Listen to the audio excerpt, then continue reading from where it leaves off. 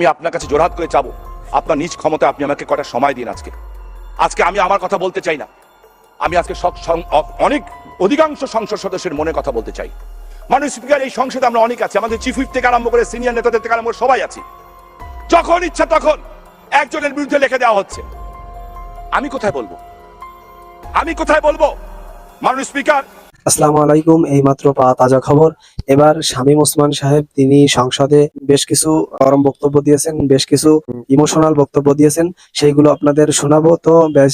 তো শামীম ওসমান কেন ইমোশনাল এবং তেল মারা কথাবার্তা বলেছেন, আসলে এই ভিডিওটি অনেক ভাইরাল হয়েছে বা অনেক দর্শক দেখে যারা মানে নেটিজেনরা আছেন, অডিয়েন্সরা আছেন, তারা এই নিয়ে মন্তব্য করেছেন যে এই শামীম ওসমান সবসময় তেলবাজি করে এবং এমন এমন সত্য কথাগুলো তুলে ধরে তেলবাজি করে যেগুলো মানুষ বিশ্বাস করতে বাধ্য হয়, এমন তেলবাজি করে এই শামীম ওসমান। তো শামীম ওসমান সবসময় তার পরিবার বা তার ফ্যামিলিকে নিয়েই কথাবার্তা বলে।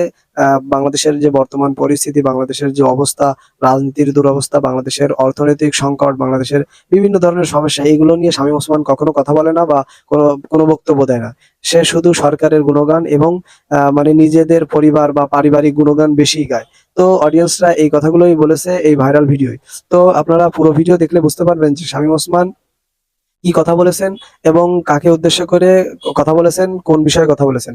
এই কথা বলার সময় ব্যারিস্টার সুমন ভাইও ওই সংসদে উপস্থিত ছিলেন এবং আরো অন্যান্য এমপি মন্ত্রীরা উপস্থিত ছিলেন। তো পুরো ভিডিও দেখলে আপনারা বুঝতে পারবেন। বেশি কথা বলাবো না, আপনার কাছে অনুরোধ, ভিডিওটিতে একটি লাইক দিয়ে পুরো ভিডিও আগে সম্পূর্ণ ধৈর্য সহকারে দেখে আসুন। আমি আপনার কাছে জোরহাত করে চাবো, আপনার নিজ ক্ষমতায় আপনি আমাকে কটা সময় দিন।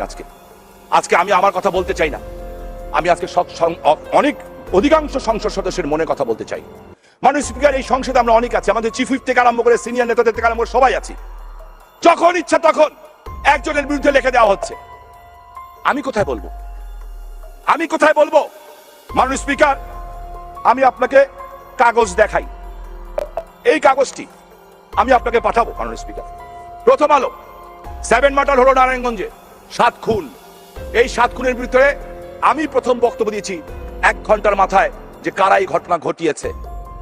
এমনকি যেখানে যেখানে জানানো দরকার সরকারের, সব জায়গায় আমি অরিজিনাল তথ্য দিয়ে দিয়েছিলাম ঘটনাটা এইভাবে সংঘটিত হয়েছে। এবং সেইটা বলার পরে আজকে যখন 38 মাস পরে বিচার হলো, দেখা গেল আমার কথা সত্য। কিন্তু প্রথম আলো পত্রিকায় উঠলো 1/6/2014 শামীম ওসমান এই খুনের সাথে জড়িত।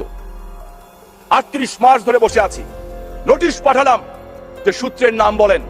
ওনারা পত্রিকায় বললেন সূত্রের নাম বলতে পারি না, আমাদের বলার নিয়ম নাই। ওয়েল, বলেন না। তাহলে আমি যদি একজন ক্রিমিনাল হয়ে থাকি, খুনি হয়ে থাকি, it is your duty to inform that to whom, যে তদন্তকারী কর্মকর্তা তার কাছে। আবার নোটিশ পাঠালাম, ওনারা উত্তর দিলেন না। আমি বললাম ওকে ফাইন, তুমি যদি স্বচ্ছন্দ বোধ না করো, আপনি স্পিকার, আপনি আমার অভিভাবক, আমি যদি অপরাধী হই, আমি তার কাছে লিখিত নোটিশ পাঠালাম, প্রত্যেকটা রিসিভ কপি আমার কাছে আছে, যে আপনি দয়া করে মাননীয় স্পিকারকে অবহিত করেন যে আমি কিভাবে জড়িত। উনি জানালেন না। আমি আবার নোটিশ করলাম, স্পিকারের প্রতি সন্তুষ্ট না থাকলে মহামান্য রাষ্ট্রপতিকে জানান। উনি জানালেন না। আমি তথ্য মন্ত্রণালয়ে চিঠি লিখলাম, তথ্য সচিবের কাছে, আমার সরকারের তথ্য সচিবের কাছে।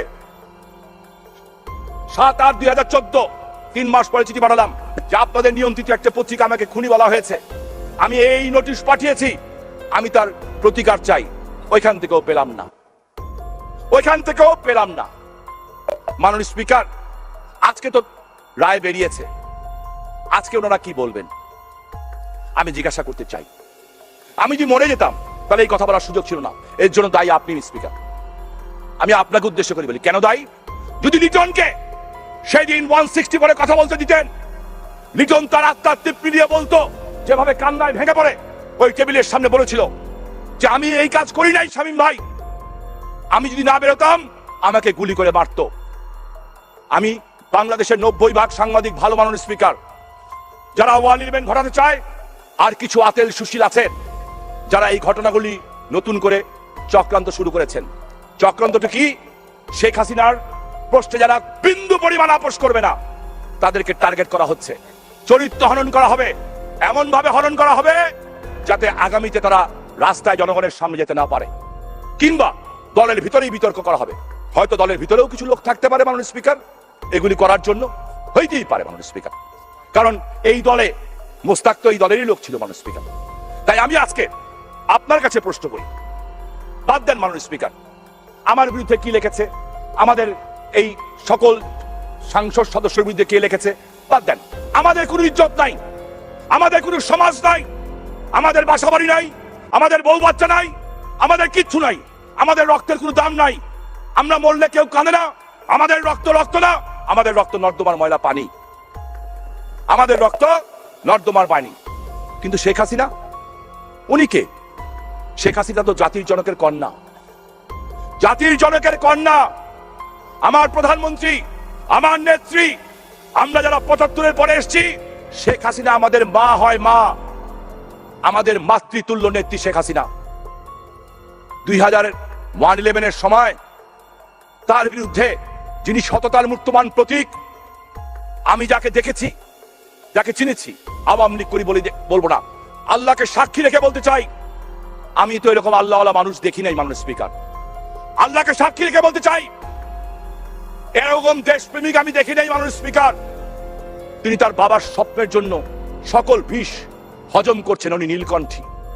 সেই ডেইলি স্টার পত্রিকার সম্পাদক মাহফুজ আনাম টেলিভিশনে তো স্বীকারোক্তি দিলেন মাননীয় স্পিকার যে হ্যাঁ, এই ঘটনাগুলি আমি তখন তৎকালীন ডিজিএফআই এর কারণে, এই কারণে আমরা এগুলি লিখেছি, আমরা লিখেছি। ওনাদের লেখার কারণে আমার নেত্রীকে 11 মাস জেল খাটতে হয়েছে, দুর্নীতিবাজ বানানো হয়েছে। কিসের আলামত মাননীয় স্পিকার? এগুলি কিসের আলামত? কেন তাদের কি, তারা কি সকল বিচারের ঊর্ধ্বে? তাদের মতো কিছু সাংবাদিকদের জন্য আজকে যারা সত্যিকারের ভালো সাংবাদিক, যাদের সংখ্যা 90%-এর বেশি, তারা আজকে বিতর্কিত হচ্ছেন মাননীয় স্পিকার। মাননীয় স্পিকার, আমি আপনার কাছে বিনয়ের সাথে বলতে চাই, বাদ দেন আমার নেত্রী নীলকণ্ঠী, উনি নীলকণ্ঠী, উনি বিষ হজম করেন কেন? আমার নেত্রী তার বাবার স্বপ্ন পূরণ করতে চান, এটাই তার একমাত্র মত। কি স্বপ্নটা? কি স্বপ্নটা? হচ্ছে এদেশের মানুষের মুখে হাসি ফুটানো। স্বপ্নটা হচ্ছে এদেশের মানুষের অর্থনৈতিক মুক্তি। মাননীয় স্পিকার, উনি নীলকণ্ঠ, আমি তো নীলকণ্ঠ না। আমার বাবার স্বপ্ন পূরণ হয়ে গেছে। আমার বাবা একেএম শামসুজ্জোহা মৃত্যুর আধা ঘন্টা আগে বলে গেছেন, আমার 3টা ছেলে যদি বঙ্গবন্ধু হত্যার বিচারের প্রতিশোধ নিতে যে মরেও যায়, আমার কোনো আপত্তি থাকবে না। বঙ্গবন্ধুর হত্যার বিচার হয়ে গেছে মাননীয় স্পিকার। আমার তো আর বেশি স্বপ্ন নাই, আমি তো ওনার মতো ধৈর্যশীল আর নীলকণ্ঠ হতে পারছি না মাননীয় স্পিকার। আমি তাই আজকে আপনার কাছে প্রশ্ন রাখতে চাই, তাই বলতে পারি, নেত্রী যারা দেশের বিরুদ্ধে খেলা খেলে, যারা মানুষের বিরুদ্ধে খেলা খেলে, তাদের প্রশ্ন আপোষ করেন না, কিন্তু যারা ওনার বিরুদ্ধে খেলে তাদের সাথে কিন্তু উনি ক্ষমা চাইলেই ক্ষমা করে দেন, কারণ উনি ক্ষমাশীল, উনি ধৈর্যশীল। আমি বিশ্বাস করি ধৈর্যের জন্যই উনি ইহকালে এবং পরকালে সর্বোচ্চ পুরস্কার পাবেন। মাননীয় স্পিকার, নেতৃত্ব বাদ দেন, নেতৃত্ব মানুষ, আল্লাহর রসুল। আমি তো একজন মুমিন মুসলমান, আল্লাহর রসুলেরটা কি করবেন? এই প্রথম আলো পত্রিকা মাননীয় স্পিকার, এই প্রথম আলো পত্রিকা তার আলপিনে আমার নবী রসুল করিম হযরত মুহাম্মদ মুস্তাফা সাল্লাল্লাহু আলাইহি ওয়াসাল্লামকে সে বিড়ালের সাথে তুলনা করেছিল এবং লিখেছিল মোহাম্মদ বিড়াল। বাইতুল মুকাররমে মসজিদের খতিবের কাছে গেলেন, যে কি করলেন? ক্ষমা চেলেন, ক্ষমা হয়ে গেল। বাহ, আমি মুসলমান, আপনি মুসলমান, জবাব দিতে হবে না? ওরা নেত্রীর বিরুদ্ধে বলবে, ওরা আমাদের এমপিদের চরিত্র হনন করবে, ওরা সচিব কথা না দিলে সচিবের চরিত্র হনন করবে, পুলিশ কথা না শুনলে পুলিশের চরিত্র হনন করবে, সেনাবাহিনী না কথা হলে সেনাবাহিনীর চরিত্র হনন করবে। ওরা কারা? উলফার টাকায় প্রতিষ্ঠিত এই পত্রিকা। মাননীয় স্পিকার, আমরা জানি না ওরা কারা? আমার নেত্রী আজকে নাম বলেন নাই, পদ্মা সেতু আটকাতে যে কোন পত্রিকার সম্পাদক ছিল মাননীয় স্পিকার? প্রশ্ন করতে চাই। ওরা নতুন করে ষড়যন্ত্র করছে, বিদেশের মাটিতে মিটিং হয়েছে। দুঃখ ওরা কি করেছে সেটা না, আমাদের দলের লেবাস পরে আছেন, আমাদের দলের লেবাস পরে আছেন, ভালো কথা, সরকারের সুযোগ সুবিধাও নেন, উপদেষ্টাও হন। ওনার পত্রিকায় গত 3 দিন আগে লেখা হলো বিভিন্ন সংসদ সদস্যের নামে, আমার নামে শুদ্ধ। মাননীয় speaker, we are drug dealer. আমি অবাক হলাম, কষ্ট পেলাম, বলে কি এই লোকটা? কে এই লোকটা? ওনার ব্যাকগ্রাউন্ড কি? ব্যাকগ্রাউন্ড দেখলাম, এই ভদ্রলোক 1970 সনে সলিমুল্লাহ সাহেব ছিলেন স্পোর্টস রিপোর্টার অবজারভারের। এতক্ষণ আপনারা ধৈর্য সহকারে পুরো ভিডিও দেখেছেন, তো পুরো ভিডিও দেখে আপনাদের মন্তব্য কি অবশ্যই কমেন্ট সেকশনে জানাবেন। তো শামীম ওসমান এমন এক ধরনের লোক, বা এই লোকটা এমন লোক যে সবসময় তেলবাজি করতে পছন্দ করে, আসলে দুর্নীতির সাথে জড়িত। এ যে ভালো মানুষ তা না, দুর্নীতির সাথে জড়িত থাকা সত্ত্বেও তিনি তেলবাজি করতে খুবই পছন্দ করেন, এবং তার তেলবাজিটা খুবই ভালো একটি পর্যায়ে যায়। আর মানুষ তিনি এমন তেলবাজি করতে পারেন যাতে মানুষ দেখে সত্য মনে করে, এবং পাম্পটি দিতে একজন মানে খুবই অভিজ্ঞ লোক এই শামীম ওসমান। তো তার কথাগুলো আপনারা শুনেছেন, শুনে কেমন লেগেছে অবশ্যই কমেন্ট সেকশনে জানাবেন। তো এই ধরনের আলোচিত সমালোচিত ভাইরাল আপডেট এবং রাজনৈতিক নিউজ এবং লাইভ নিউজ দেখতে সবার আগে আমাদের চ্যানেলটি সাবস্ক্রাইব করে আমাদের পাশে থাকবেন। আপনাদের সাথে দেখা হবে, কথা হবে অন্য কোনো গুরুত্বপূর্ণ টপিকস বা ভিডিও। সে পর্যন্ত সবাই সুস্থ থাকবেন, ভালো থাকবেন, আল্লাহ হাফেজ।